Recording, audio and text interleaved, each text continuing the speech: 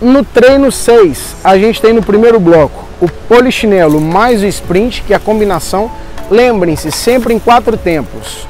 1, 2, 3, 4, 1, 2, 3, 4, 1, 2, 3, 4, 1, 2, 3, 4. Depois a gente tem o abdominal oblíquo em pé. Volta para a combinação de polichinelo mais sprint. Abdominal prancha oblíquo. Depois a gente volta para o polichinelo mais sprint. E para finalizar, a prancha tesoura com braço estendido. No segundo bloco, a gente tem o joelho alto duplo 2 vezes. Em seguida, a gente tem um abdominal supra curtinho, lá em cima, bem curtinho.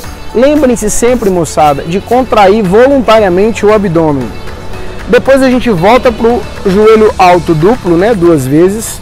O abdominal twister, é importante vocês executarem antes do treino esse movimento. Aprendam a fazer corretamente. Lembrem-se de contrair voluntariamente o abdômen.